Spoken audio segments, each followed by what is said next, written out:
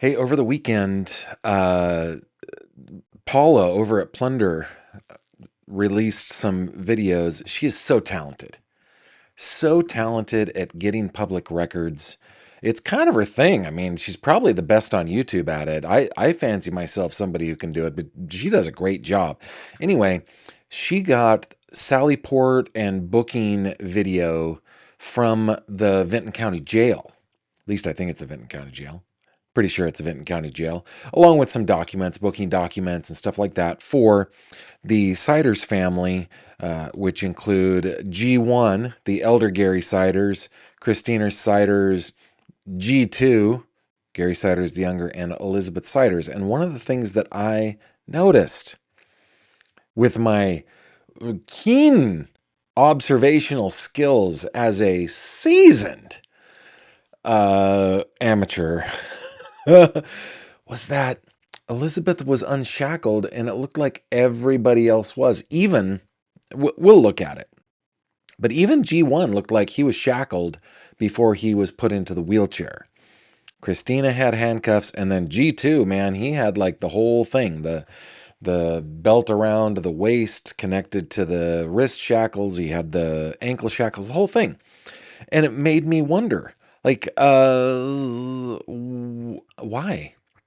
Now, I posted this on my page on Facebook. If you guys don't follow me on Facebook, you're invited, okay? No pressure, but you're invited to go over there on Facebook and follow me over there. I've been posting way more on Facebook lately. Lots of stuff over there. But one of the comments that keeps coming up is, well, they don't shackle pregnant people, which, at least in the counties that I cover as a not amateur, but professional reporter, that isn't the case. Pregnant folks are shackled too. I don't know what it meant. And we're going to watch the video. It's about a 5-minute video, no sound, so we'll be able to chitter chatter as we watch along. It's a way longer video. I've edited it down from Paula's. And oh my goodness, I just realized I haven't given credit to Paula in the description of this video. I will. I'll put that in there. And Paula, I'm sorry, I forgot to do that before I went live. But I will do that. Anywho, we'll watch it. We'll discuss it. And then there are other things that have come out, reporters doing their investigative work, doing really fine work to get some more information on the background of this family. We do have a new filing in court today, which is just a standard filing, but we will get to that. Of course, we have 3 questions. We have some headlines in the Nancy Guthrie case, in the Alex Murdaugh retrial, in the Krista Bauer-Gilly saga with her husband seeking asylum in Italy. And of course, we've got some good news. It's a short one, but it makes me feel good. Of course, it's related to animals. That's the kind of good news that speaks to me. So what do we got? We got 10 pounds of content, and we got to fit it into a 5-pound show. I hope you'll stick with me.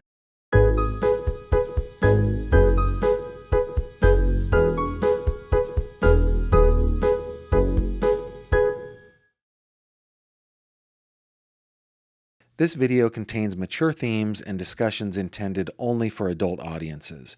Viewer discretion is advised. Hello there, my friend. Welcome back to another true crime conversation with yours truly. My name is Gavin. Thank you very much for being here. Thank you for tuning in wherever you're tuning in from, and I absolutely love it. It's become quite a tradition here at the beginning of the show to tell me where you're tuning in from. I kind of like to know, who's near, who's far, where are you tuning in from, how far away are you? I just love that stuff. The other thing that I love is I love to start with a question of the day. And this is going to foreshadow a little bit of our 3 questions segment near the end of the show. The question of the day today is, what irrational opinion do you have that's a hill that you are willing to die on? Okay? So those are your assignments. If I know most of you are watching on a television right now, But if you have your phone in your hand and you can use your little thumbs, or you got a keyboard, you're a keyboard warrior, and I say that in the happiest and most polite way possible. You want to you want to tell me where you're tuning in from. You also, please, that's your assignment. Answer the question of the day. What irrational opinion do you have that's a hill that you're willing to die on? Please put GF in your comment. That highlights it on my end and makes it way more likely that I will actually see your comment. Guys, today is what? Monday, July 20th, 2026, and we are talking about the case of the Siders family out of Vinton County, Ohio. They are starting, we'll go youngest to oldest this time. Elizabeth Siders, who married into the family. She married Gary Siders G2 is what I call him. Gary Siders the younger, who is the son of Gary Siders the elder, husband of Christina Siders. Now, what happened in this case? Just a quick little rundown. Police go to a house out there in Hamden, Ohio, to serve some type of search warrant, is what I understand. Could have been an arrest warrant. Yeah, G2 had some charges against him. Police come in, and they I don't know, their tingly spidey senses go off and go, I think we got issues here. They enter the house, they find 16 children. 16 children in a room in the back of the house that they described as about 12 by 12, though I've seen a video and photos of the house, and I know the difference between a rectangle and a square. Okay? Square is a rectangle. A rectangle is not a square. Okay? I think I learned this in, what, 4th grade. So I don't think it was 12 by 12. Nevertheless, I hope that this is not foreshadowing of just poor police work, but more just an indication that politicians, like the Attorney General of the state of Ohio, just tend to exaggerate and bloviate a little bit. Andy Wilson is, as I recall, the one who described it as a 12 by 12 room. But I think I'm getting stuck on that.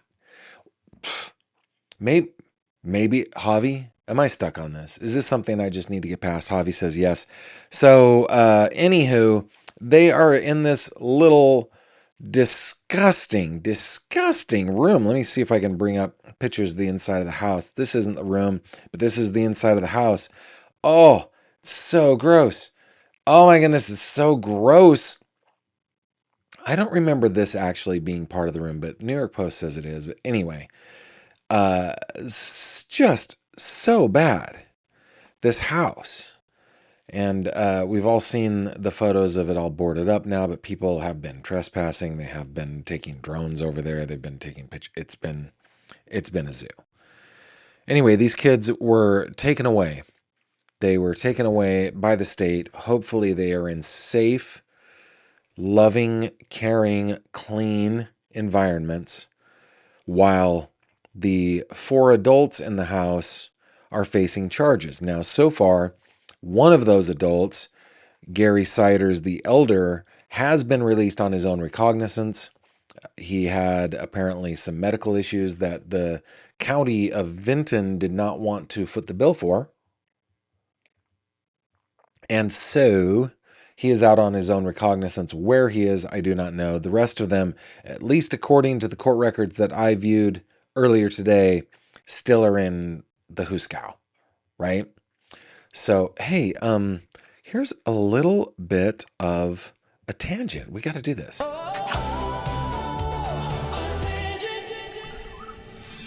Did you guys know that the term Huskow is an anglicized, Englishicized version of the word juzgado, which really means judged, but it is a slang word for a jail, juzgado, which became Huskow. Because let's face it, when you speak quickly in Spanish, Huskow kind of sounds like that, right?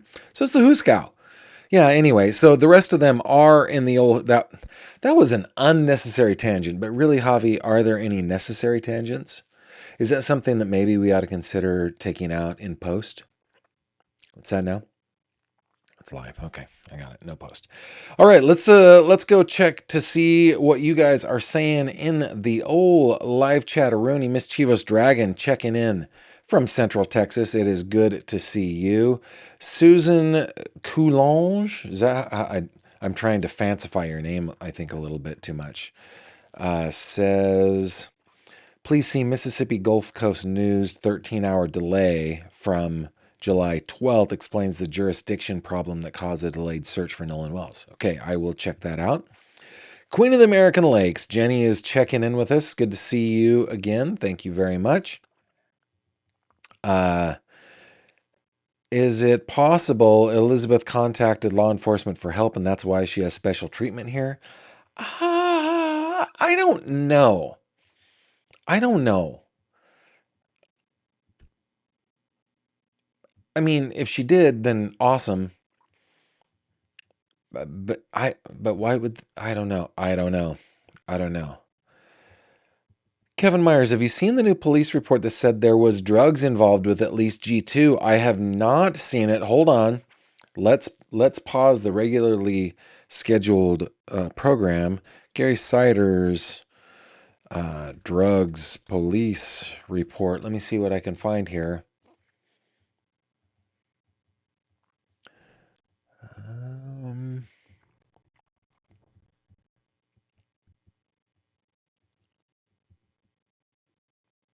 I don't see. Let's see if there's an arrest warrant.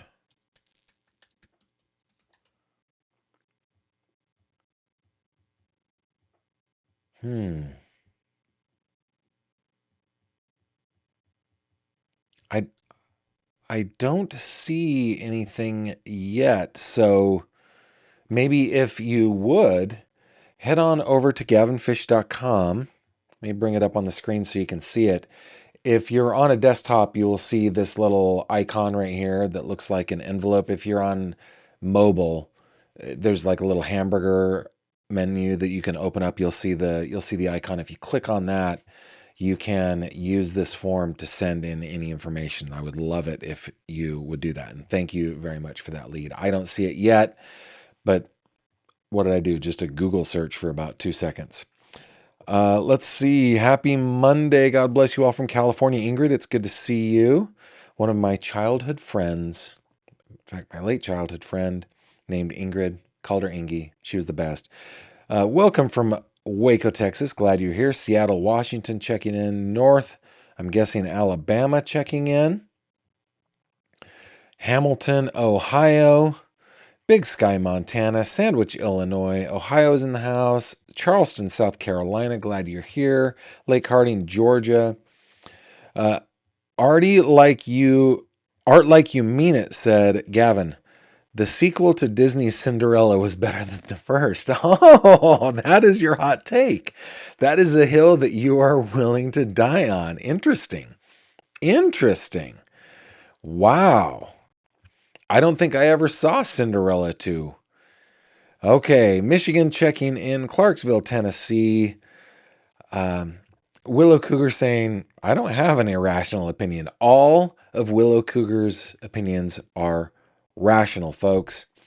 Kim checking in says, in Toronto, my sister-in-law and brother live in New Stanton, PA. Fellow Pennsylvanians. Good stuff. Jenny says, question of the day, pineapple doesn't belong on pizza. Sorry. I know people love it, but not me. But Jenny, and you know what? It's okay to have your opinion, but is it not okay to just allow people who like it to like it? Because, for example, in my opinion, the very best pizza is the simple, humble Neapolitan, that which is from Naples, Italy. It is bread, it is tomato sauce, it is fresh buffalo mozzarella, and it is like basil. And basil's embellishing it, all right? Then you crack a little salt on it. It's delicious. It's cooked in a wood fire, preferably pizza oven at like 850, 900 degrees. It cooks in a minute, maybe 90 seconds. It's got leopard spotting on it. It's kind of crispy and burnt on the bottom. That is the best pizza. Okay. However, the Hawaiian pizza is a delicious pie. It just is. It just is. And, but you know what? It's okay. You can have your opinion. It's cool. Tina May says, while I don't think it's irrational, but that Jen Soto knew Maddie was being essayed by Stefan Stearns, I also believe that. That is a hill I will stand firmly on alongside you, Tina May. Our Dog Life, here from the state of Lovers, my very first live. Good to have you from Virginia. Kevin says, my irrational opinion is that I can't stand the smell of weed, and everywhere I go now, I can't get away from it. Here's a funny story. I don't think that's irrational. Listen, I don't begrudge folks who want to partake of the Weedy McWeederson. I don't begrudge that. If you do with it what you will, do with your own body what you will, it's fine. However, it is stanky, man. It is stanky. And my parents, who have never touched a drug, a sip of alcohol, a cigarette, any vice in their entire life. Now, when I go to their house, because their neighbor has a grow the size of Rhode Island in his backyard, it just smells like weed at my parents' house all the time. And I do begrudge that. Like, can't we have places that are like, that don't smell like weed? It would be great. But you know what? Maybe I'm a prude. Becky says, is it irrational to believe that the CIA killed JFK and then killed Lee Harvey Oswald? I don't think that's irrational. I don't share the opinion, but I also sus, right? Sus. Mooney says, and this is the only Mooney, guys. There's only one Mooney. An irrational opinion that I would choose a hill to die on is Pepsi is so much better than Coke. Not irrational at all. Pepsi is better than Coke. I mean, Pepsi being better than Coke is the reason that Coke changed. This was harkening back to the 80s, right? Changed their formula to be more like Pepsi because it was better. And then Coke people were like, what? And that's why Classic is printed on every label now. Coke Classic. Nobody knows why it's Coke Classic, except those of us who are old enough to remember. Okay, Mother of Dragons 24 says, Gavin, I can tell you this is the light of my day, mainly because no one talks to me about crime, and you've answered my comments. Thank you. Well, you are welcome. You are welcome. Chloe Circa 76 says, question of the day, you can only be truly clean if you use white towels. That is great. P.S. I only sleep on white sheets as well. Wow. Wow. How interesting is that? That reminds me of, did you guys ever watch New Girl? Where it comes out that Nick has been using Schmidt's towel. And Schmidt's going, he's like dry heaving at the idea that Nick has been using his towel without his permission. If you've been washing it, and Nick's like, wash it. I don't wash my towel. My towel washes me. So great. So great. Arkansas in the house. Pam says, I am passionate for the support of our service members no matter the conflict. They need to know the country's behind them. That's pretty great.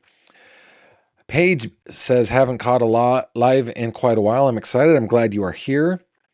How do we know these photos are legit? Guys, it's Paula.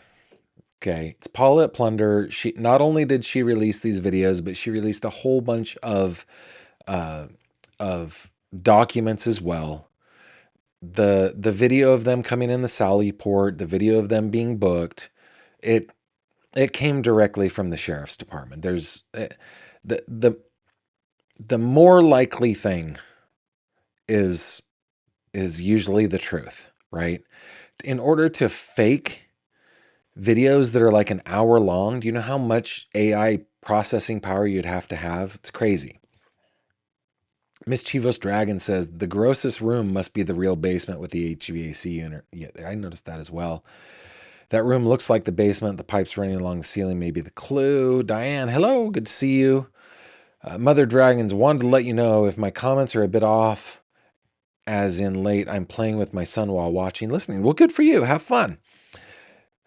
Kevin, I have not seen the police report, but yeah, you only have to tell me once. Where is G the Elder staying? Diane asks, and I do not know the answer to that question. I don't even think it's any of our business, but I do not know. Okay, thank you guys for checking in. So many comments to start off. Let's see. NorCal SoGal says the charging docks were filled in by hand at the jail. That is true. Let me see if. Let me just see if I've got.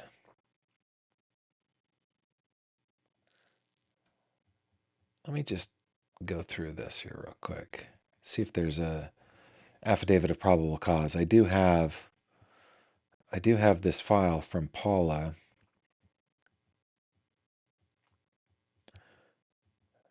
Yeah, this is the standard endangering children complaint. No contact with the defendants. Well, you know what? Why don't we hop in real quick? Why don't we hop into this real quick? This, again, released by Paula over at Plunder. This is the, what is this? The arraignment entry, right? So the arraignment took place on July 1st. The defendant waived on the record the right to be physically present. The defendant acknowledged receipt of the indictment complaint. The court read the indictment and stated the substance of the charges. The court explained the rights to retain counsel even if the defendant intends to plead guilty, and the right to a reasonable continuance to the proceedings to secure counsel. The right to have, let me see if I can blow this up a little bit. The right to have counsel assigned without cost if the defendant is unable to employ counsel. The right to bail if the offense is bailable, the amount of $300,000.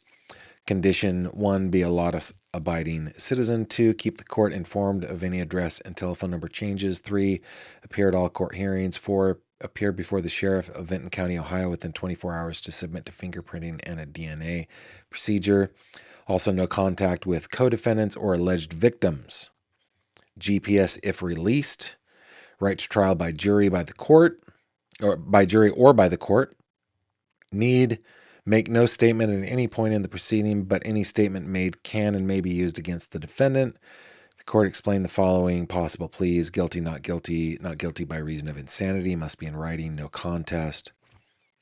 And then the court called on defendant to plead. The defendant entered a plea of not guilty. Let's see if there's anything else. There was the motion to continue, certificate of service. These are all the things from the court. These are the charges, his other charges: public indecency,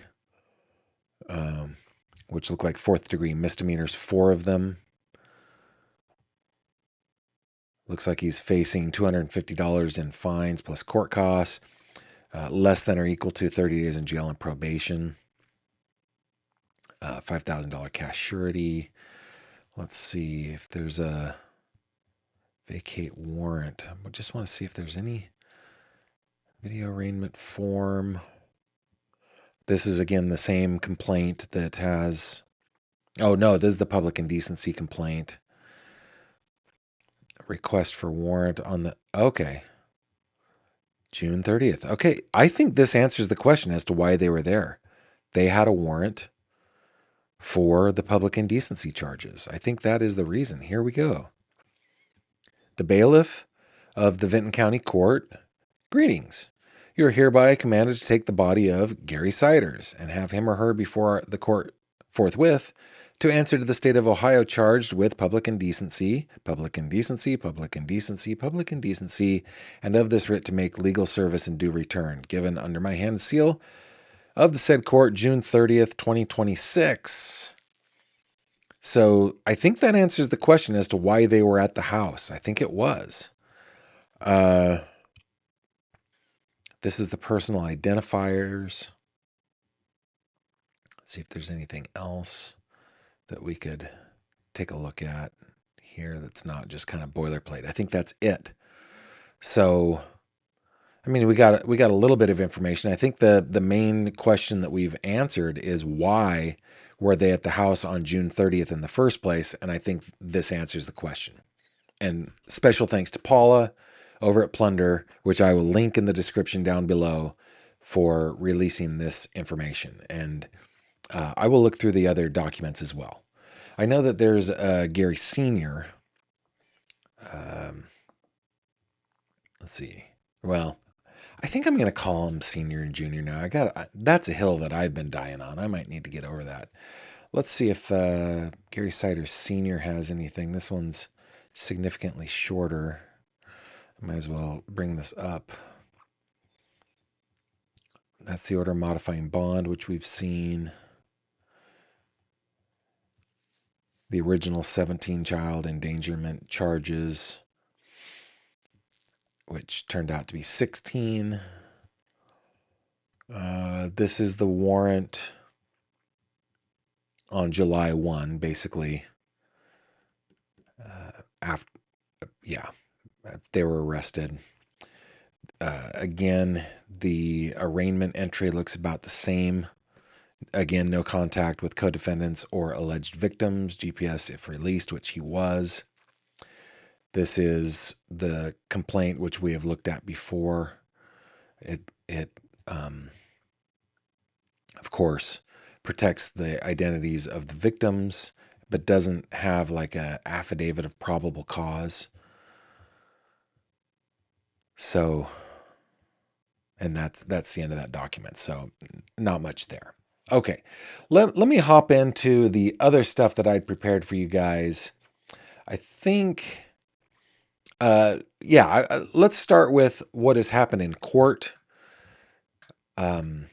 This in the case of Gary Siders, the younger, who I call G2 because there is some confusion about him being the second or being junior and the dad being senior or being junior. It doesn't really matter. This is about Gary, about G2, okay? And this is just a standard thing that happens. It was filed this morning at 11:39 a.m. at the Vinton County Courthouse, the Court of Common Pleas, by his lawyer. It's a motion for a bill of particulars. Now comes the defendant through R. Lee Roberts Jr., attorney, and respectfully, there should be a comma after attorney, please, sir. That's all right. And respectfully requests the prosecuting attorney to furnish the defendant with a bill of particulars, setting up specifically the nature of the offense charged and the conduct of the defendant alleged to constitute the offense. Counsel specifically requests the following particulars. Number 1, the names and addresses of each and every person who is present at the scene of any alleged crime charged in the indictment. I don't think we have an indictment yet. I think they're seeking the indictment. I haven't seen the indictment yet.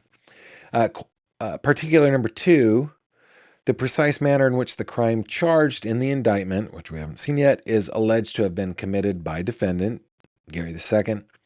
Number 3, the exact language, word or words, or conduct allegedly used by defendant, which is alleged to constitute the indictment. Number 4, the date and time of the allegations contained in the indictment. And then that is it. Now, one of the things that I am maybe a little bit concerned about is we have a non-dissemination request in the Christina Siders case, and we have a gag order in the G2 case. Now, the gag order applies to, public officials, people who are connected to the case. They can't talk to the media, basically, right? But my question is, when I don't expect that we are going to see the discovery, right? But as things get filed with the court, are they going to be filed under seal? So far, I don't think so, but I'm curious about it. And one of the things that I'm curious about is, okay, if the children, which have been described, many of which as nonverbal, and illiterate, unable to write their own names,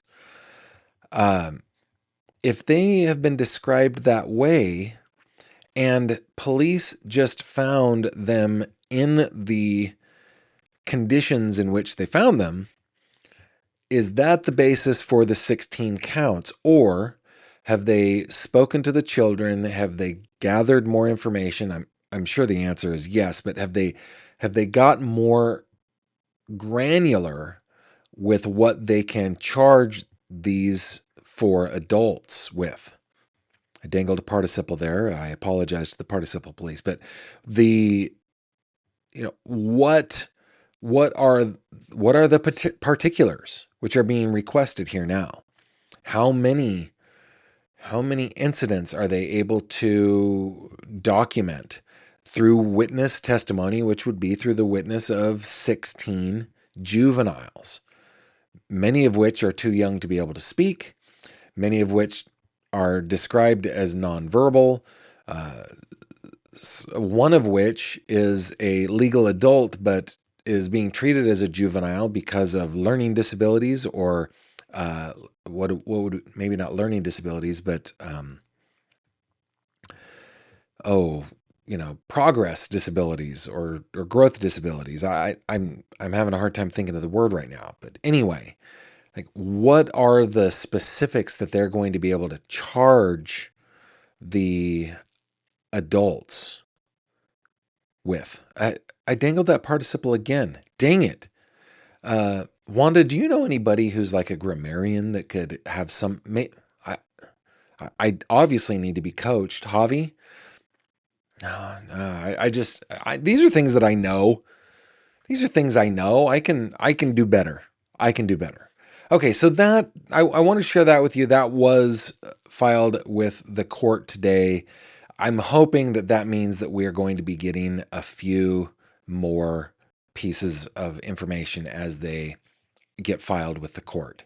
I don't think that the gag order and the non-dissemination order is going to be a file under seal order, though I think there will be many things that are either filed under seal or heavily redacted to protect the juvenile alleged victims in this case. And I'm sorry to have to say alleged victims, but that's the way it is, right? That these are charges. These haven't been proven. Okay. Now, as I said before, this is what I think I'm going to do. I am going to bring up the video. Okay, it's about a 5-minute video. And while we watch the video, because there's no sound in the video, I just want you guys to pay attention to what's going on. And again, this is the sallyport of the sheriff's office. I have no reason to believe that this has been doctored or this is AI or anything. It looks legitimate to me. It's high definition. It's in 2K. And, there are multiple views. You can see a camera in the background, right? So I have no reason to believe that these are fake. I'm only showing the sallyport video. If you want to see the booking videos, head over to Paula's, to Plunder True Crime. I will link to it in the description. In fact, I think what I will do is do that now so that you guys can refresh if you want to go over to Paula's channel. Let me just type this in real quick.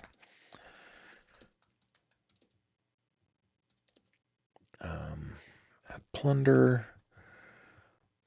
True Crime for her amazing work getting public records in this case. Okay, so I have remedied the lack of credit. It is now there in the description, and I'm sorry that I hadn't done that before. Okay, so why don't I play this video and we can just watch it together. It's only about 5 minutes long, and then we can move on. But it did make me wonder why, right? But why? Why would all of them be shackled except Elizabeth? And that by the way was my cut. Anywhere where you see those white flashes, that is me cutting the video because the video is super long, and there's no sound here. And this takes a while because I think they're getting G1 out of the old Panda wagon. which is what we don't call it that here in the United States. Fun fact about Gavin. Gavin has been detained by English police in an actual panda wagon in Great Britain. In fact, it was in Oxfordshire. I don't know. Was it specifically in Oxfordshire? It was in the Midlands somewhere. I think it was Oxfordshire. I had just finished a delicious Chinese meal. I honestly had. I had just finished a delicious Chinese meal. And I didn't even take the opportunity to scream and bellow out, "What is the charge? Eating a succulent Chinese meal?" Okay, so now we're starting to see G2 stand up kind of in the back of this van. You can tell that he's struggling. I see what I believe is like a bandage over his right shoulder, between his shoulder and neck area. It does look to me like his hands are cuffed. We're looking kind of through the window here. Let me do it this way so you guys can see a little better look. I'll drop the lower thirds, but you can see him kind of bending over there. He's struggling. Doesn't look like he can come down. Officers are coming in and out. This is an old dude who has suffered a stroke, who has ambulatory issues, right? All right. And I didn't want to speed this up or leave it, leave it or edit it, because it's important to be able to see the entire thing. Thank you very much to, I just saw a super chat come in. Thank you very much for the super chat from Marla W82. Simply cannot imagine living in that household. I am with you, Marla. Okay, so now they've brought a wheelchair over, and it appears that they're assisting him. He looks to be down on the floor now. They're assisting him as he turns so that he can sit back down into the wheelchair. He's standing a little more upright, turning. They're holding him by like the backs of the arms. But judging from the way he's holding his hands and how he was holding a paper in his hands that you could see through the window, if he isn't handcuffed now, I think he was before he... Oh, I think he still is. Yeah, you can see the handcuffs there. So G1 is definitely cuffed. You can see him in that video, right? And as they're moving him toward the entry into the jail, you can see at the back of the van, for those of you listening on the podcast, you can see at the back of the van, officers now getting G1 out. And whereas G2 is already dressed in orange, like scrubs, top and bottom, G2 looks like he's in orange long scrub shorts and like a green or a gray, almost like a pajama top. And he has got some paperwork in a pocket. He's got handcuffs on that are attached to a waist shackle that are all attached to leg shackles. And he has like little flip-flop slides that he is using to walk into the jail. So he is full on shackled up. I wonder, maybe because he's the one that had the warrant sworn out against him before, and again, the video just switched. This is a cut that I made in Paula's video.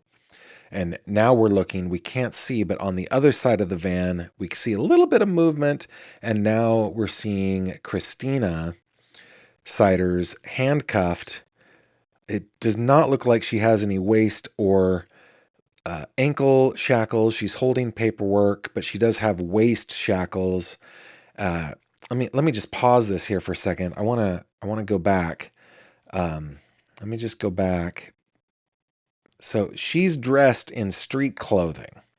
She's holding paperwork. She has handcuffs on, and as she passes, you can tell that she has like a waist shackle on, but nothing on her legs. But then as Elizabeth comes into view, maybe 10 or 12 feet behind her, coming around the van, she is also in street clothes. She has slides on her feet.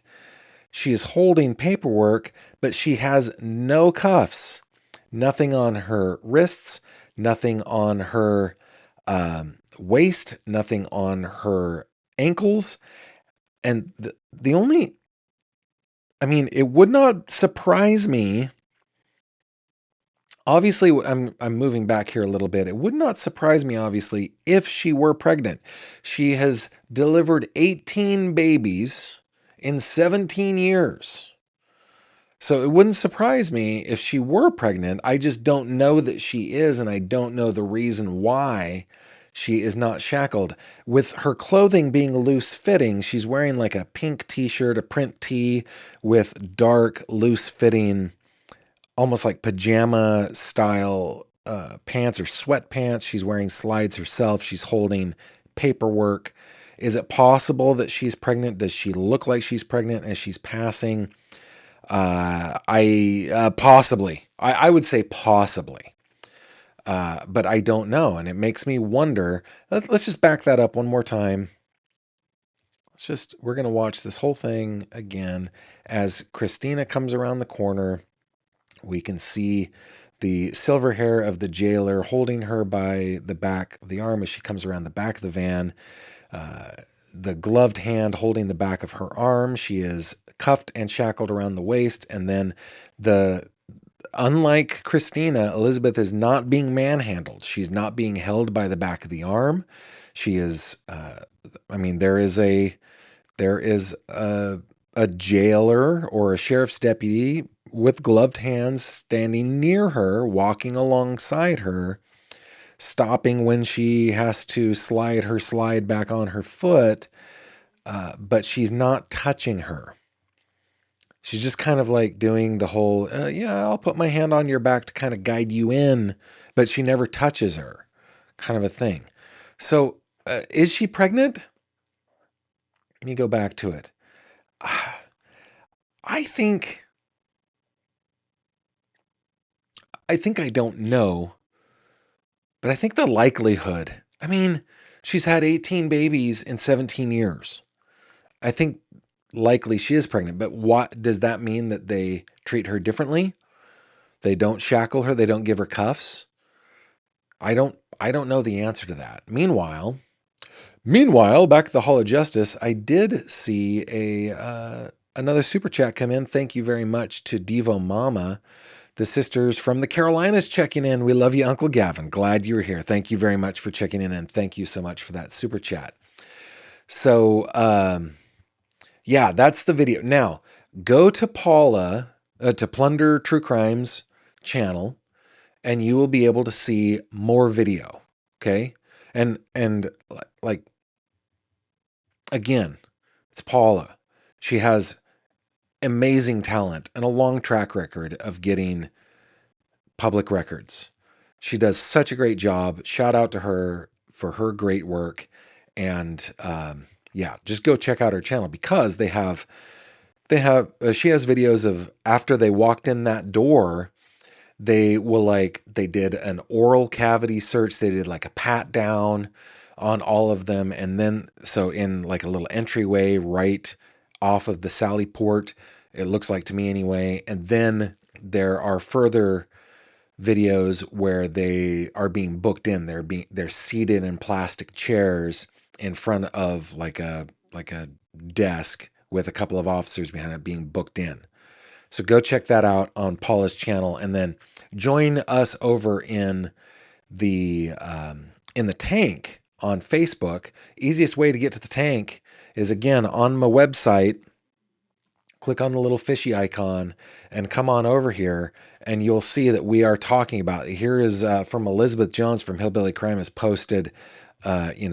There's a picture of Elizabeth sitting now in her orange jail clothing on that plastic chair getting booked in. We've got lots of comments going on over there. You're always invited and welcome to join us in the tank. Or if you just want to follow my Facebook page, it looks like this. You just search Gavin Fish. You'll see my picture. You'll see my mug. And you're always welcome to join us and me over there on Facebook. Okay. All right. Now, Couple more things while we're on the Siders case. There has been some pretty darn good reporting, local reporting on this case that I want to bring a couple of reports on. Okay. The first one is from the 17th, which if my math is correct, that was Friday, right? We had Elizabeth Jones on for our Friday wrap up on Friday, so we didn't get to this article. I want to share it with you because I think it's good reporting by Laura Bischoff in the Dispatch. Siders family case renews debate over Ohio child marriage, and hallelujah, right? There's more on child marriage. We're going to get to it here that has been reported beautifully locally there in Vinton County. I want to give a shout out to the hyper local reporters there in Vinton County. I myself work for a hyper local news publication here in Western Pennsylvania, and they're doing a great job. But anyway, from the Dispatch. At least 3 members of the Siders family married as young teenagers, including the woman who bore at least 18 children in 17 years, according to state birth and marriage records. Elizabeth Russell married Gary Siders Jr. in West Virginia when she was 15 years old. Who are we talking about here? We're talking about somebody else. Okay, 2 months later in May 2000. No, we're talking about Elizabeth and Gary G2, right? She was 15. They married in May 2008. And 2 months later, they had their first of their 18 children. In Ohio, Tessie Wright was 14 and pregnant when she married her 48-year-old boyfriend, Richard E. Siders, in 2002. What? Oh, Wanda. You know, I'm feeling some righteous indignation. I just need you to calm me down a little bit here. Yeah, a little more, Wanda. Okay, calm down, Gavin. You don't need to yell at the people. Wanda, that was helpful. Thank you very much. Okay. Tessie Wright was 14 and pregnant when she married her 48-year-old boyfriend, Richard E. Siders, in 2002. Virginia Siders was 15 when she married Joshua Saunders in 2003, according to state records. Both of those marriages occurred in Gallia County. And you know what? Excuse me. Ohio, they were kind of blaming West Virginia for having a little bit of like a like a cottage industry of teen weddings over there, but apparently Ohio has the same problems. 14 and pregnant with a 48-year-old. Guys, you know what? There are other words for that. There are other descriptive words that YouTube doesn't like that I cannot say. But that's what that is. 14 and pregnant with a 48-year-old boyfriend, and then 15 when she married her husband. They don't say what his age was, but ostensibly an adult. Both of those marriages occurred in Gallia County. Tessie Siders told the New York Times that her now deceased husband was Gary Siders Sr.'s cousin. Okay. And then the case, I'm yada-yadaing a little bit. The case shines attention on Ohio's marriage laws in a campaign to raise the legal marriage age to 18. Quote, this heartbreaking case is a powerful reminder of what we've always known, that child marriage is dangerous and often leads to tragic outcomes, said Frady Rice, or Reese, I don't know, director of Unchained at Last, a nonprofit that advocates to end child marriage worldwide. Continuing the quote, how many more terrible reminders do legislators need before they finally do what states across the U.S. and countries around the world are doing to ban marriage before age 18? In 2019, following an investigation by the Dayton Daily News, Ohio changed its marriage laws to block young teens who are often pregnant from getting married. Ohio Department of Health marriage records show 15 children under the age of 15 married in Ohio between 2000 and 2024. What? Wanda, give me some calming. Including 2 10-year-old girls in 2017.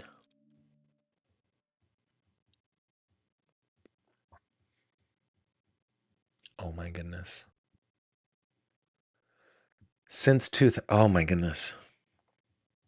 Since 2000, 2,541 children have married in Ohio, and 96% married adults. In 2019, lawmakers set the minimum marriage age at 18, but included a loophole for 17-year-olds to marry under certain conditions.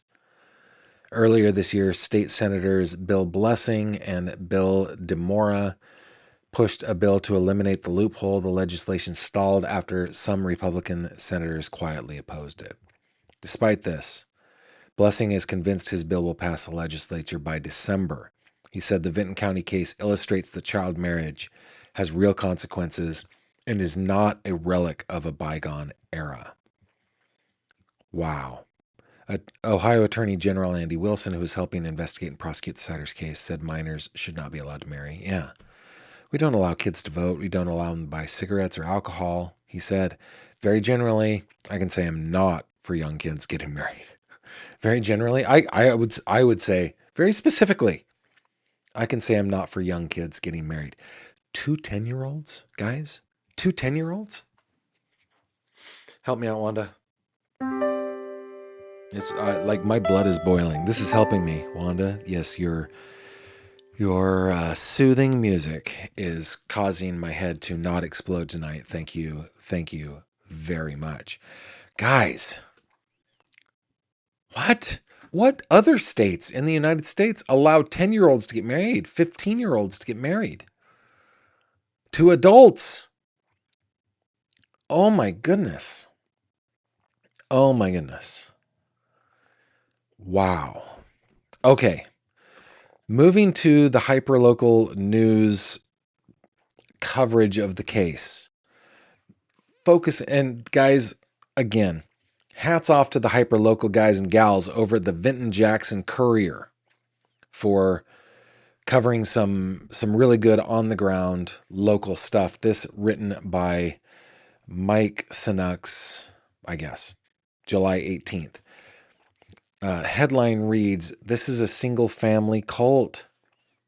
Siders family case shows potential parallels to cults, isolated sects." Now, I hemmed and hawed over sharing this with you guys because it appears that the word cult is one that we can't all agree on. We all tend to call cults organizations that we dislike for one reason or another, most of the time deserved, right? So I hemmed and hawed on this because, again, we don't all agree what a cult is, but I still think it's good reporting, so I'm gonna continue. Okay. There's plenty of mystery to what went on inside the Ohio home of the Siders family after their 16 kids were found by police allegedly living in isolation and squalid conditions in rural Vinton County. Daniela Mistianic Young, a psychologist and author who has written books on cults, including her experiences growing up in the Children of God sect, sees potential parallels between Siders' family situation and religious cults. Quote, "This is a single cult family," said Mistianic Young. Other psychologists and sociologists refer to such dynamics as microcults.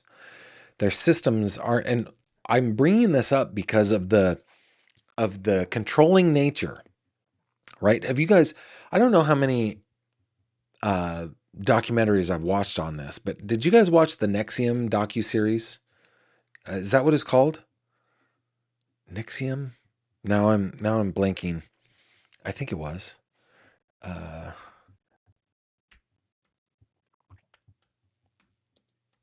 that what it's called? Yeah, Nexium.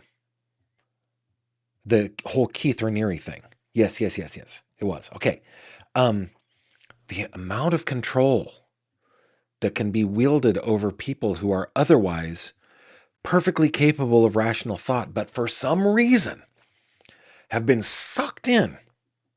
You guys got to go watch the episode of Inside of You with, hold on. It's Michael Rosenbaum.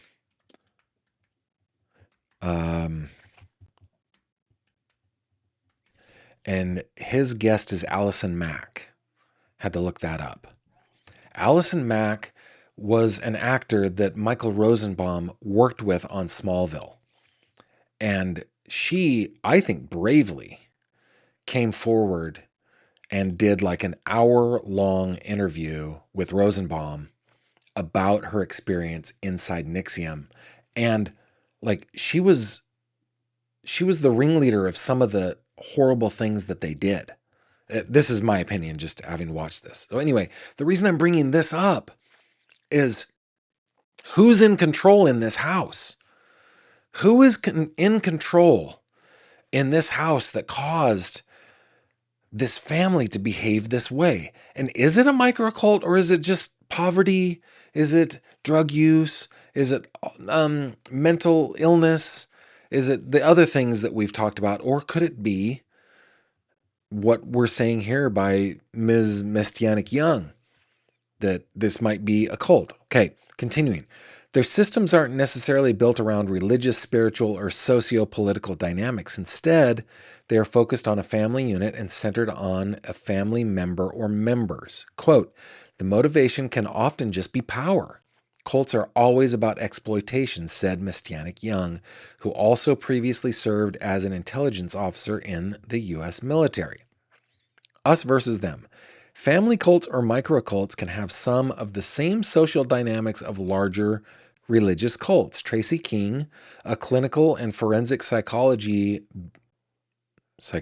maybe based in the United Kingdom, also sees some potential cultic dynamics with isolated family situations. Quote, these can include a dominant authority figure who cannot be questioned, control over information and relationships, and us versus them worldview, pressure to suppress doubt, fear of outsiders, punishment for disloyalty, and a gradual erosion of individual identity. And as I'm reading this, I'm putting up pictures of the four adults in here. Which one or ones of these may have contributed to this, or may have been the dominant authority figure? Continuing the article. A sect or families isolating themselves from established society can stem from the duality of the group deeming themselves special while also distrusting and feeling persecuted by conventional institutions in the outside world. Quote, cults give you a worldview, Messianic Young said, noting a main focus on the group or family deeming themselves special. And then it gives information on the case, blah, blah, blah. Okay, isolated. So far, the case has not shown the Siders were operating some kind of illegal drug operation or espoused some kind of set of anti-establishment, political, or unconventional spiritual or religious beliefs that led them to their isolated, nomadic lifestyle that saw them regularly move residences. The Siders' children were not enrolled in local schools, according to the Vinton County School District. Messianic Young notes that Elizabeth Siders married Gary Siders Jr. when she was 15 and he was 18.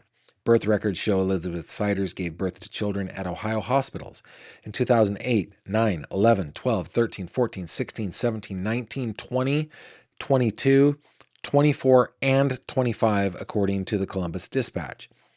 That has raised questions to whether Elizabeth Siders is a victim, perpetrator, enabler, or all of the above. And that might be the best written sentence in local reporting on this case, because that's the question. What is she? Is she a victim? Is she a monster? Is she just is she on the bench? She's sitting on the bench watching it happen, or is she all of those things, or a combination of those things? Right? We don't know yet. It's so hard to tell. Elizabeth Siders and Gary Siders Jr. are listed as the parents for each of the children. I have my doubts about that, but we will wait for DNA. Hopefully DNA is going to be done. The Siders family includes 3 sets of twins ages 4 and under. 2 twin girls who are born conjoined also died after childbirth in 2022. Messianic Young said consecutive pregnancies, this is important, and women having multiple children also occur in cult-like settings, including her own experience with the children of God. Quote, isolated, tired, skinny, busy, and pregnant, Messianic Young said of some of the common conditions of cult-like settings. Messianic Young's mother was married to an older senior member of the Children of God cult as a teenager and had a succession of pregnancies. The sect had some notable members, including actors Joaquin and River Phoenix and Rose McGowan. King said off-grid belief systems may not necessarily be harmful or abusive, but they can cross that line into toxicity and worse. Quote, the concern arises when that belief system is used to justify control, neglect, fear, dependency, or the restriction of another person's development. Developmental. That's the word I was looking for earlier. Yeah. And we see this in all what we might consider mainstream religious practice, right? Think of Micah Francis Miller and the good pastor, Pastor Miller. What's his name? JP, right? The belief system, at least appeared to me, to justify control, neglect, fear, dependency, and the restriction of another person's development, movement, freedom, whatever, right? Okay, continuing the article. The Siders moved around, living in different locations in southeastern Ohio and Wisconsin. Messianic Young said she is not surprised the Siders and their alleged abusive situation were able to fly under the radar with children not enrolled in school. Quote, it's not hard to keep children out of sight if they're not in school or if they're not being taken to doctors, she said. Terrific reporting out of the Vinton Jackson Courier, something for us all to think about. Then the last one comes, that article that I want to share with you guys comes from the same publication, the Vinton Jackson Courier. This one's a little bit longer. We'll probably yada yada a little bit of this because we know the particulars of the case. But this came out today. Same author, Mike Sinux, Adams Multimedia. Headline says, Almost Feral, How Off the Grid Were the Siders Family and Their Alleged House of Horrors. Okay. The Siders Family House of Horrors case, where police found 16 children and teens allegedly living in deplorable and horrendous conditions in a small home in the small town, Ohio town of Hamden, has raised plenty of questions and concerns. How did the alleged child endangerment situation at the house at 182 Omer Street apparently go unnoticed and undetected? Why were the Siders living out of sight and out of mind for so long? Were there warning signs or indications of the alleged situation at the house and with the kids? Did anyone or any agencies drop the ball?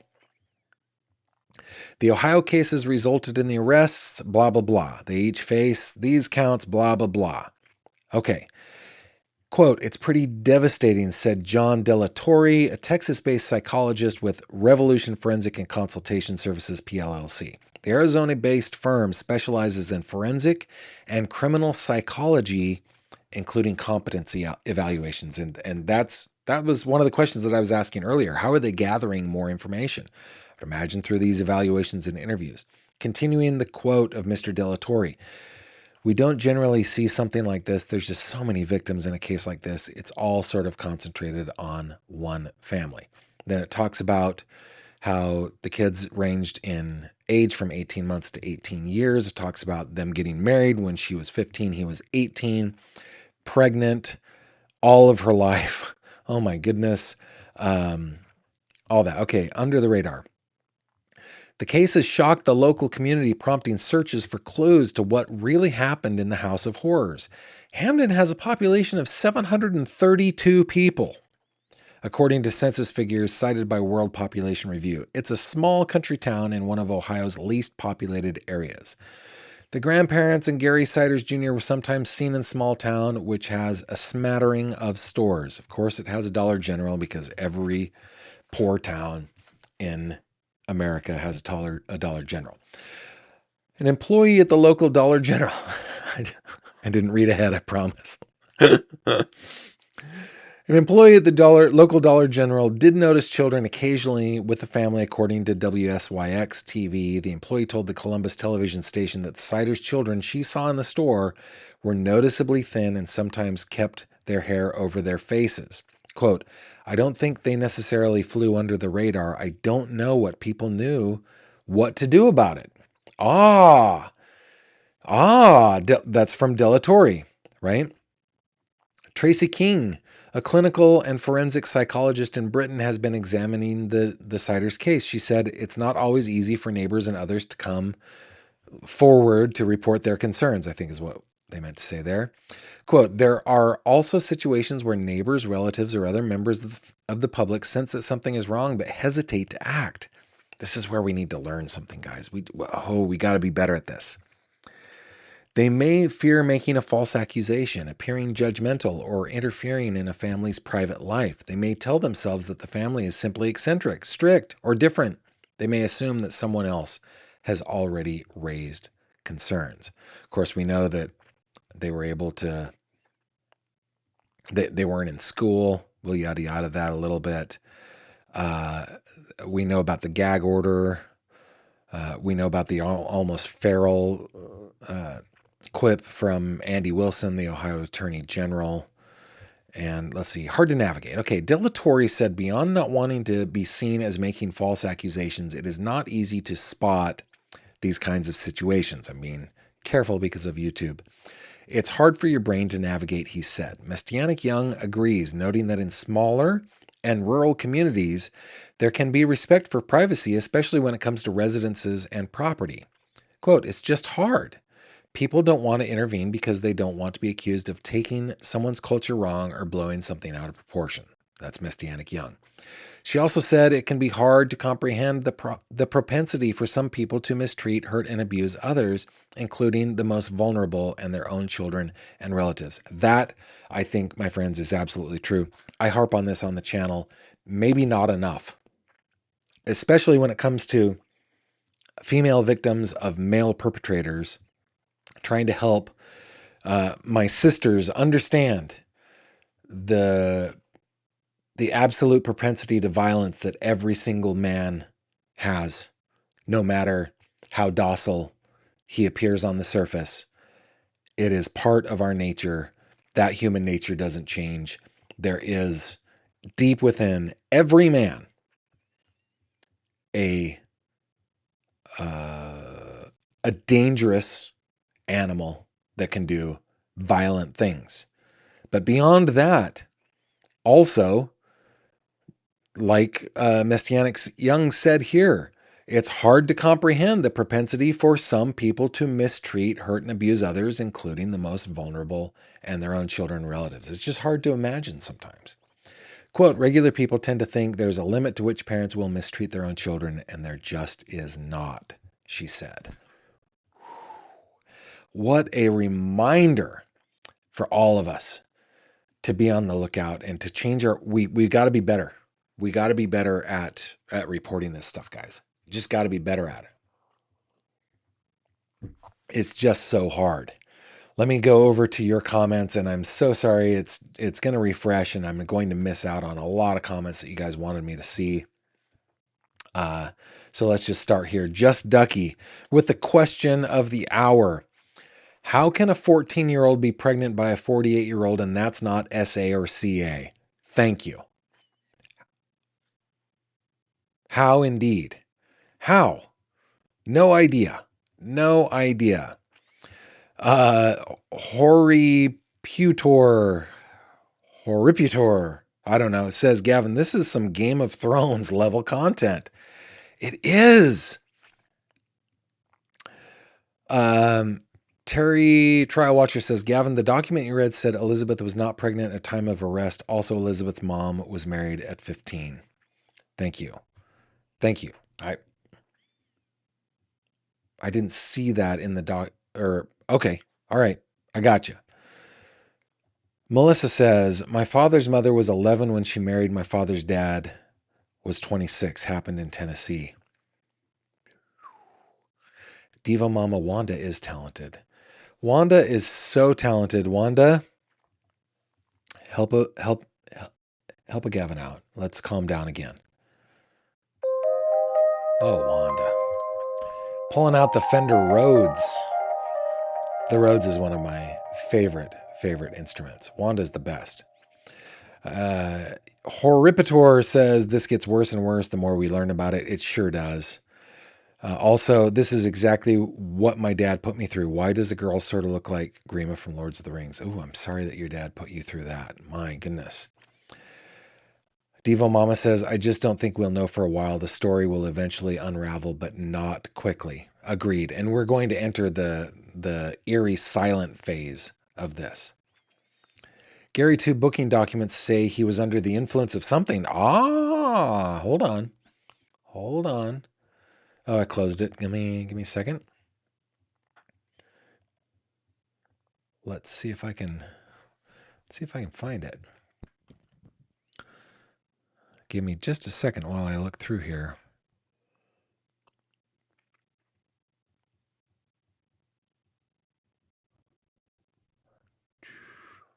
Okay. And I'm doing a very fast scan. I might not be able to find it. Read that. Public defender. Okay, read that. Violation. Pre-trial for the public indecency. There's the arraignment hearing form. Okay.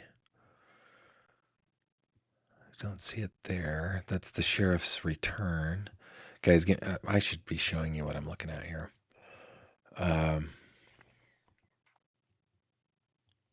Haven't seen it yet.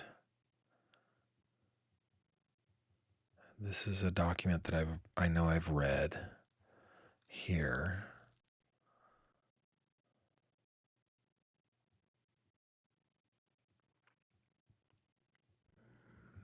This is yeah, we read that.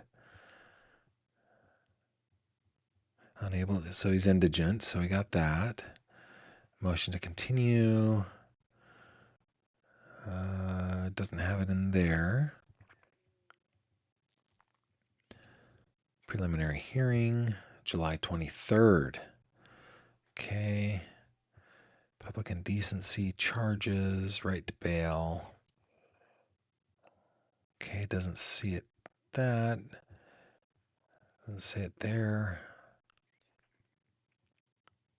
The public indecency.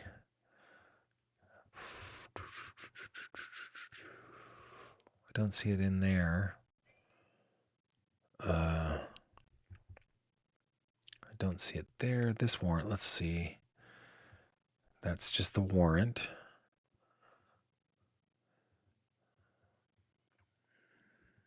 Personal identifiers.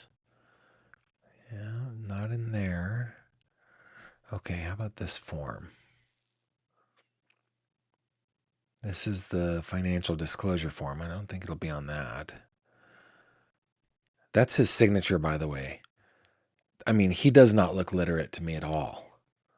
Gary Siders, the second. G2 doesn't look literate to me. That is his signature. It is a printed name. Yeah, I don't see it in the booking document, but I just did a quick scan. Thanks, Montana Sunshine. I appreciate the comment. A couple more before we move on. Charlene Radcliffe. Back-to-back twins is interesting. Fertility treatments could be an explanation. Also been thinking postpartum depression could explain deteriorating conditions, especially if the other adults are not helping. I doubt they were doing fertility treatments. I mean, I think that the more children you have, the more likely you are to have twins. And I think that is a thing. I can do a quick Google on that, but I think that is the thing. Like, she's had so many kids, it's more likely that she will have twins after all of that. Robin says there are 18 U.S. states as well as D.C. where you must be 18 or older to marry, no exceptions. That's not enough, is it, Robin? That's not enough. Thank you for looking that up for us. And then let's see. Okay, it's in the jail intake form. Okay, I will look for that. Maybe we will go over that tomorrow. Because if that is the case, we definitely want to do that. We will do that. Thanks, guys. You got so it's the intake form at the jail. I will grab that. Thank you, thank you, thank you, thank you, thank you. Okay. Let me check my little thing. I think I've read everything that I had planned on reading on this case. Indeed, I have. So that's where we're going to leave it for today. But we'll come back to it. I will go and grab the jail intake form, and we will talk about that tomorrow. Okay? For sure, without fail. For sure. So going back to my little agenda, we did the question of the day. We did the Ohio 16 case. We've got some headlines in the Nancy Guthrie case, the Alex Murdaugh retrial, the Krista Bauer-Gilly effort at bringing her husband and alleged murderer back from Italy. We've got some good news, and we're going to get into all of that. But first, how about we hop into 3 questions? Here we go. With Gavin Fish. Okie dokie, guys, you know the rules. In this segment, I answer 3 of your questions that you email to me, 3questions@gavinfish.com, 3questions@gavinfish.com. Spell it out, 3questions@gavinfish.com. I solemnly swear that I will answer all the questions, but I get to do them 3 at a time and in the order in which I want to answer them. That's the deal. Okay, that's the deal. I get some say in this too. But my favorite kinds of questions are the ones that you guys can answer along with me. You can play along with. And a couple of these are. Okay, so question number 1 from Dana. Gavin, if you could rewrite the ending to any movie, which movie would it be and how would it end? Okay, I really want to know your answers to this. Put GF in your comments so that I'll be able to see it. But this is the one I thought of. When I was a kid, my favorite movie was Disney's Pete's Dragon. It had the little boy with the Dutch haircut in Passamaquoddy with the cartoon dragon Elliot that came because he was being abused by the Gogans, and he helped Elliot helped Pete run away, and he found Nora and the whole thing. And then Elliot ends up being a hero. Right? He finds Paul, Nora's long lost love, who she is his candle on the water, the whole thing, right? But at the end, Elliot has to go. Why does Elliot have to go? Elliot should stick around Passamaquoddy. Everybody loves him there. He's saved the town. He found Paul. He brought him home. He's gotten Doc Terminus and Hoagie out of the picture. They all get to be like a happy little community in Passamaquoddy. The Gogans are gone. Why did Elliot have to go? Fly away on his little pink wings. That made me sad. Why didn't he get to hang out with Pete? And Pete wouldn't understand at that age. And it was written like he did. I understand. There are other people that you have to help. No! There are no other people you have to help. You just get to live happily ever after with Pete, Nora, Paul, and what's his name? Campy. I think it's Clampy. I love that movie to this day. And that is what I would change. Okay? Question number 2. Asia Wilson, a WNBA superstar from my state of South Carolina, is being featured on a Wheaties cereal box this summer as a superstar. What would your likeness appear on? That is hilarious. What a great question from Cindy. I hope you guys answer this question as well.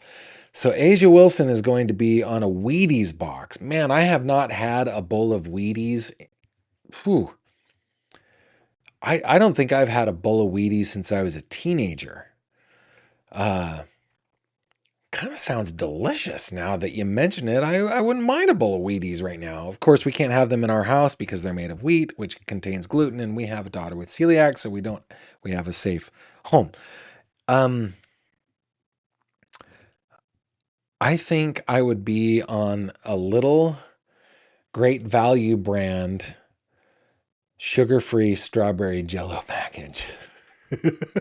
I would just be a little guy in the corner, just a little guy, and that's where my likeness would be. Hope you guys answer that question in the comments. That's a great question, Cindy. You have the question of the day. Okay, question number 3. is the one that harkens back to the hill that we're all going to die on. Here we go. Emily asks, is a hot dog a sandwich? And I know that this is... there are people with feelings about this. There are people with feelings about this on both sides of the issue. It's like pineapple on a pizza. It's like pineapple on a pizza. Here's the deal, okay? A sandwich is some sort of a stuffing with bread on top and bread on the bottom. It does not matter if the bread is hinged or not. The bread is there. Now, some of you are saying, what about an open sandwich? Well, that's an open sandwich. That's not a sandwich. That's an open sandwich. It still has bread on one side, right? But we're talking sandwich. And yeah, a hot dog is a tube of pink mush, boiled and cooked so that it looks edible, but isn't unless you get like a high quality hot dog, which is really a sausage in that case. But a hot dog is a meat food with or without garnish, mince. Could have some pickles. For me, I'm all about pickles and ketchup and Parmesan cheese. I know it's weird, but people like mustard, people like onions, people like the old kraut. But either way, there is a middle, there's a center of it with the meat food and possibly condiments. And there's bread on top and there's bread on the bottom. And don't tell me about the whole put it in it this way isn't top and bottom. It is. Okay. The bun sits like this and hinges. Okay. It's like a hoagie. Are you telling me that a Philly cheesesteak isn't a sandwich? Of course it is. So yes, Gavin says a hot dog is a sandwich. Now I want you guys to answer these 3 questions. These questions 3. If you could rewrite the end of any movie, what movie would it be? How would it end? What would your likeness appear on as a superstar of whatever? And is a hot dog a sandwich? We will take those questions into the comments, but while you are writing all that up, how about we check some other headlines happening in true crime? Let's do it.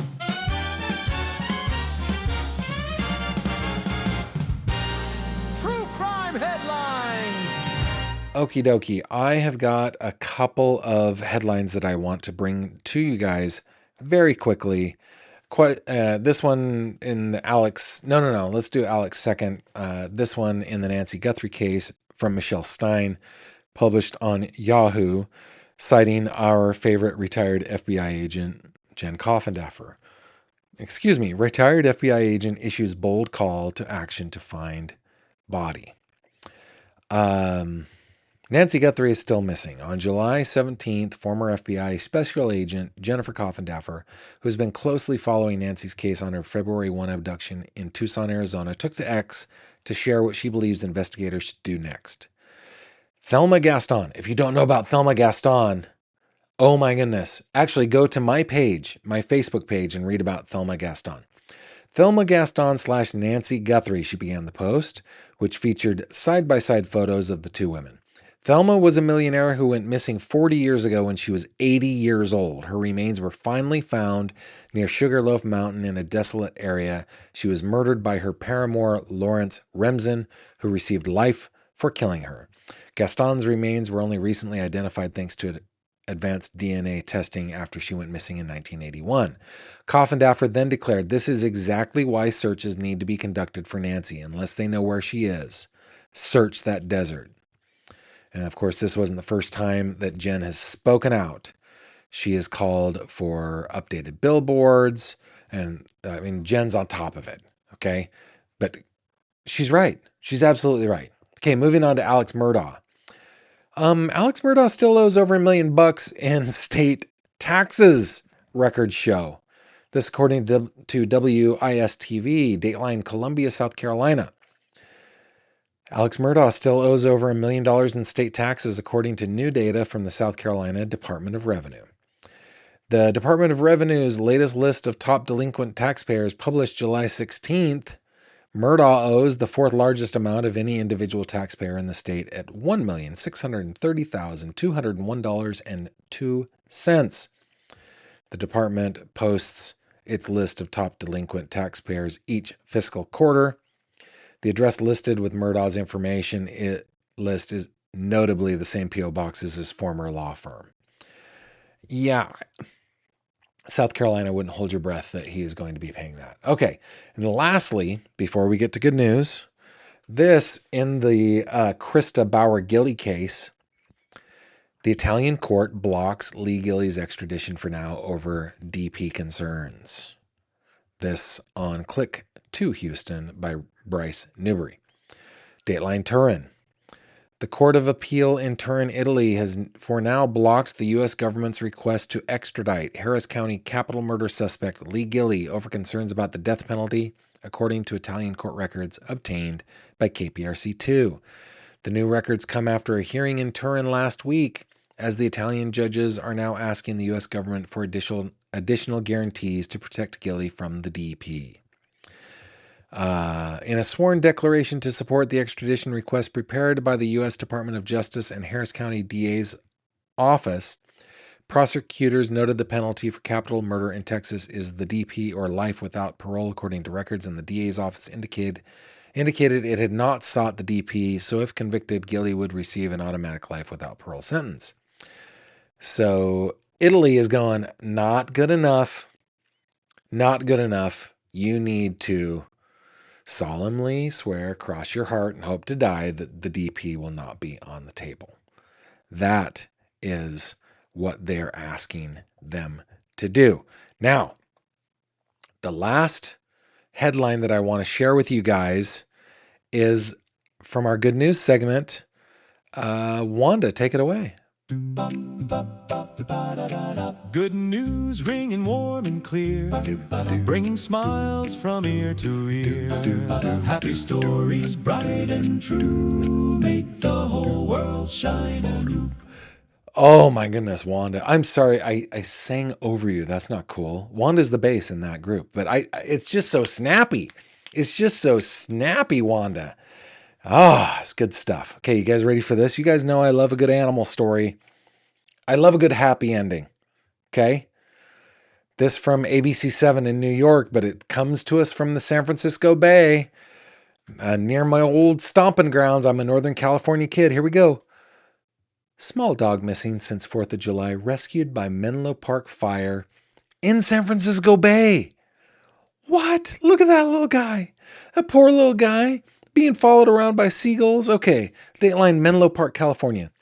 A dog that had been missing for weeks is now resting at home with his owners after a harrowing journey in the San Francisco Bay. Menlo Park Fire rescued him Saturday after he ran out into marsh water and kept swimming.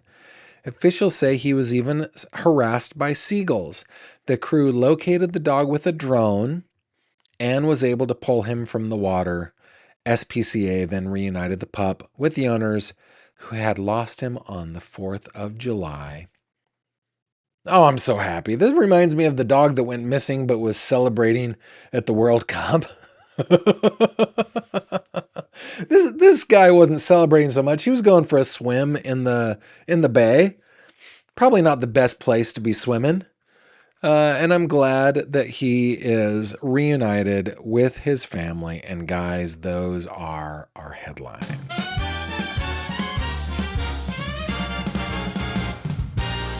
True crime headlines. Okay, last chance for you guys to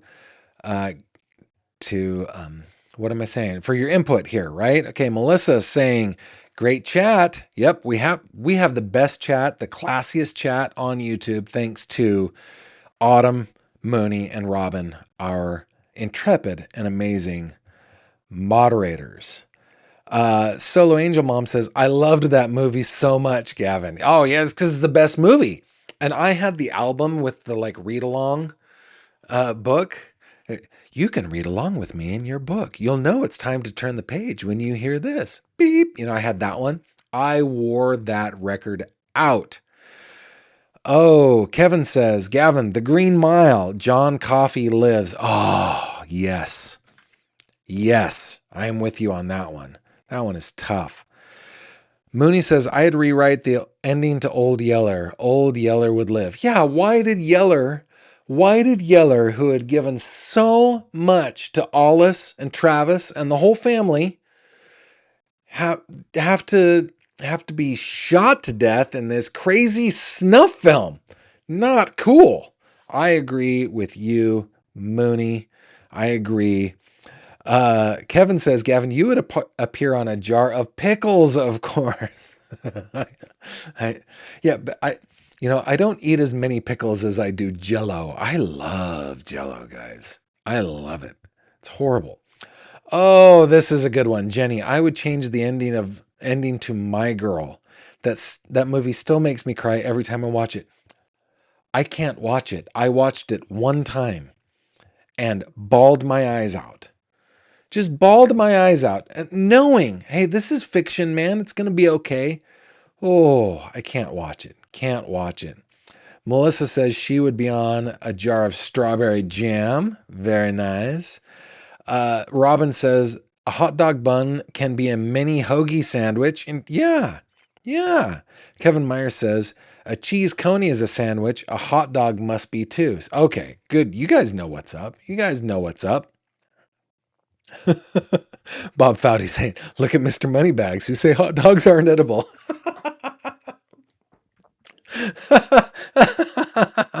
Oh, Mr. Rich Guy. No, listen.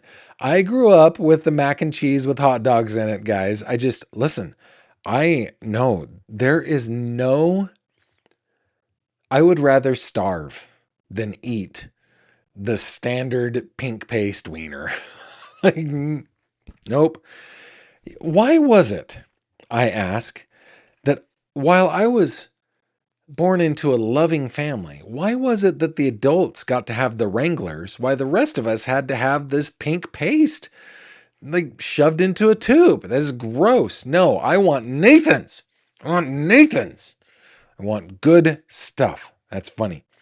Melissa says, back in the 80s, mom only bought regular bread, so we sliced our hot dogs in half. So I'd call it a sandwich. Yes, indeed. You remember how you slice them in half and then they curl up? You have to press them back down, fold over your bread. That is funny.